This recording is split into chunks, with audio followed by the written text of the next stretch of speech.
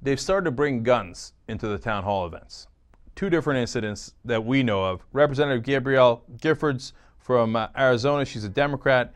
She's at a town hall event when one of the screamers, as I'm calling them now, we have the birthers, we have the teabaggers, and now these guys that show up at the town hall events, in my opinion, are the screamers. One of the screamers drops a gun on the floor.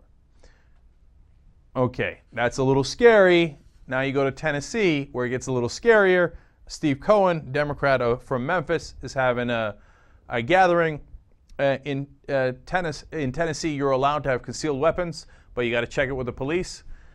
They come to the event, and a number of them have concealed weapons. Now, they check it in with the police. Doesn't mean they give it to the police. They show them. They go, oh, here's my weapon. I'm packing heat. Okay, now I'd like to come into the town hall event. And then we've shown you the pictures and the video from the other town hall events last week. The scuffles, etc.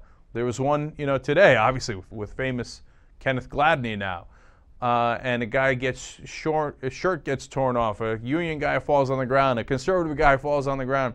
In those heated moments, as they screaming and yelling, etc., do you think it's a smart idea for people to be having weapons? I think it's an absolute recipe for disaster.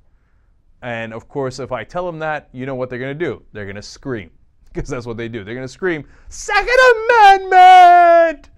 Okay, yeah, okay, great, Second Amendment. Everybody show up to a fight with guns, and let's see what happens. God, okay. Look, you don't have to hear it first. You don't have, if people, look, I don't know if they're going to continue to bring guns, but if they continue to bring guns to these volatile situations, it's guaranteed that something's going to go terribly wrong. I mean, look at this, Mike Sola.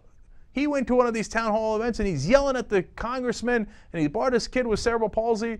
And then when he's on Fox News talking about it later, he says, if anybody comes into my yard again, because he thinks somebody came into his yard, he said, I'm going to use life-ending force.